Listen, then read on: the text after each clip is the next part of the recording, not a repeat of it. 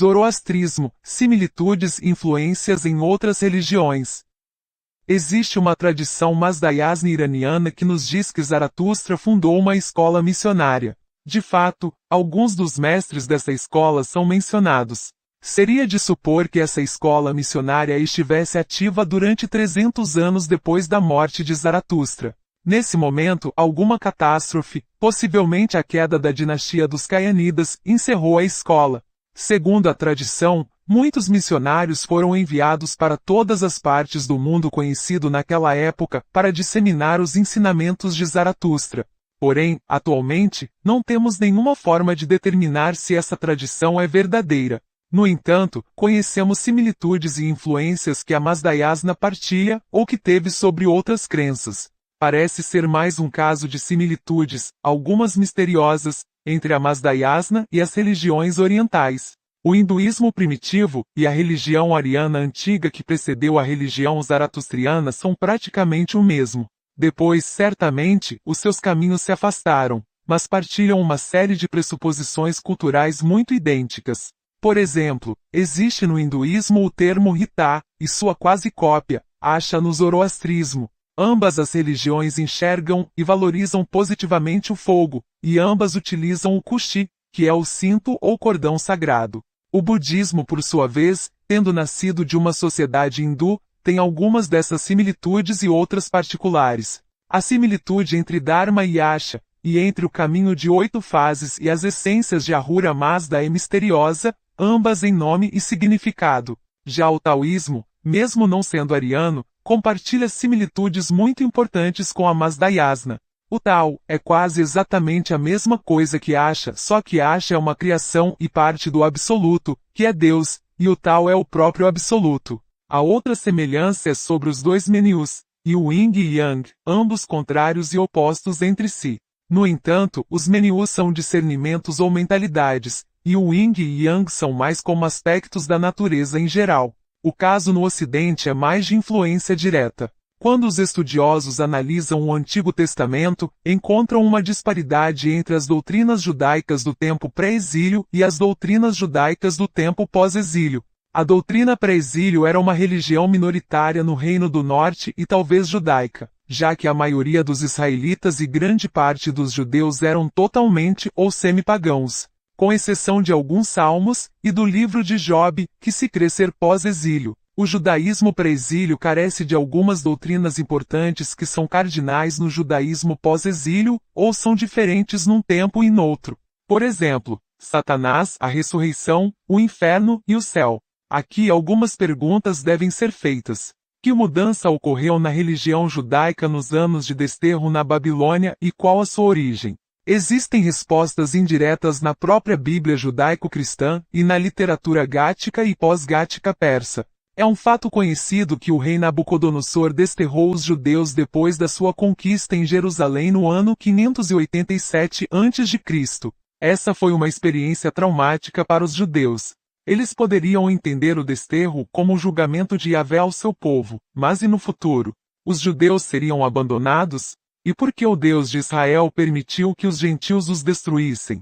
Eles poderiam entender a ira de Yahvé, mas por que seu Deus usou os gentios e aos seus deuses para castigar a Israel? Aqueles judeus que não haviam sido seduzidos pelos Baals sempre creram que Yahvé foi exclusivamente o seu Deus. Agora confrontados com o desastre, as suas crenças como judeus vacilaram. Através dos anos e do seu desterro, eles estiveram expostos a outros sistemas de crença, e num processo de purgação espiritual, chegam a reformar as suas crenças e a adotar outras novas. Devido à sua situação como pessoas escravizadas, esse processo era inevitável e poderia ter produzido a sua eventual assimilação.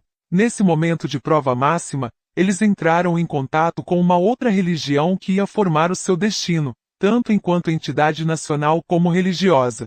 Em 539 a.C., Ciro o Grande, imperador da Pérsia, conquista a Babilônia. O efeito dessa conquista no cativeiro judeu iria ter repercussões monumentais na história mundial. Ciro era um crente e praticante da religião zoroastriana. O seu sumamente benévolo comando e a sua sagacidade foram atribuídos às suas crenças religiosas.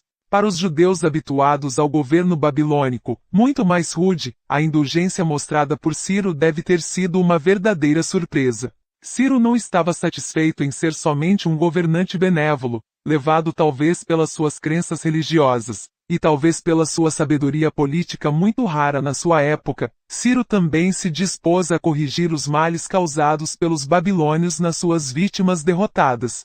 Foram os judeus que tornaram famosa essa política de Ciro. Mas ouçamos a Bíblia conforme consta em Isaías, no capítulo 44, versículo 28, até o capítulo 45, versículo 3. E ele, Yahvé, disse de Ciro: Ele é o meu pastor, e ele conseguirá tudo o que quero, ele dirá a Jerusalém que se construa, e suas ruínas ficarão reconstruídas. Assim é que Yahvé diz ao seu ungido, a Ciro: Eu o tomei por sua mão direita, para que ele possa submeter as nações diante dele, e para que possa desfazer o sustento dos reis, para ter as portas abertas diante dele, e essas portas não se fecharão. Eu irei à sua frente, e eu endireitarei todas as curvas dos caminhos. Eu quebrarei em pedaços as portas de bronze, para ele, e para ele, eu demolirei as fechaduras de ferro. Eu lhe darei os tesouros ocultos, e os segredos mais defendidos. Para entender a importação da passagem anterior, devemos apreender o seu significado no contexto judaico. Para os judeus, os gentios eram impuros, eles não deviam se associar com eles fora de negócios ou contatos casuais. O fato de que existe aqui e agora um profeta de Deus, exaltando as virtudes de um rei gentil, e conferindo a ele títulos religiosos judaicos específicos, tal como quando um profeta de Yahvé chama a Ciro seu pastor, as implicações teriam de ser inconcebíveis. Pastor nesse contexto é um líder religioso e político de Israel, um herói nacional como Davi, a quem precisamente se chamava pastor de Israel. Mais ainda, Ciro era designado pelo próprio Yahvé. Isso equivalia a instalar Ciro, e através dele, todos os imperadores persas seguintes, bem como os reis e sacerdotes, sobre Israel. Não existe nenhuma outra forma de questionar a legitimidade de Ciro e seus sucessores a esses títulos, porque ele foi tomado pela sua mão direita, pelo próprio Yahvé. Além disso, Yahvé chama Ciro de meu ungido. Esse é um termo religioso judeu muito específico e técnico. O ungido na religião judaica designava os reis de Israel, os profetas e os altos sacerdotes. Isso comprova as nossas interpretações do termo pastor. Mas essa não é a única implicação, pois, ungido em hebreu é o Messias.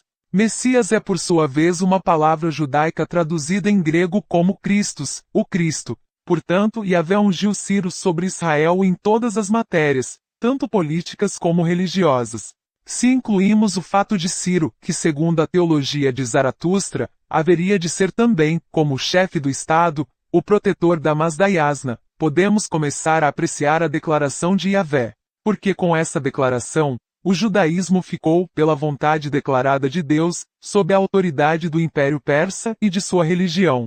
Isso é confirmado quando o judaísmo passa a adotar muitas doutrinas do zoroastrismo, e a adaptar algumas de suas doutrinas judias às dos persas. Como exemplos temos o diabo, a vida depois da morte, ou a crença de que as pessoas boas vão para o céu e as pessoas más vão para um lugar de castigo. Esses são lugares que são equivalentes à melhor e pior existência na doutrina da Masdaiasna.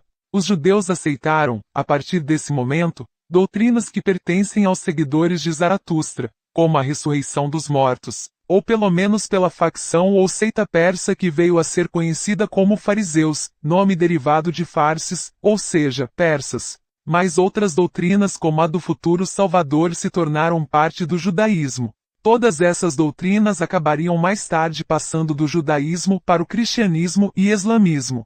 Para concluir, é interessante assinalar que a seita de Qumran, responsável pelos pergaminhos do Mar Morto, era um grupo zoroastriano herege, como se pode ver estudando os documentos dessa seita, especialmente as suas doutrinas dos dois espíritos e dos dois caminhos. Outras influências no cristianismo e no Islã incluem as 5 orações diárias do Islã, a jornada noturna de Maomé a Jerusalém e ao céu e a ponte de Sarate. E no cristianismo temos, entre outros, o Lago de Fogo, e títulos como Rei dos Reis. Enfim, todas essas crenças são empréstimos ou adaptações das crenças zoroastrianas.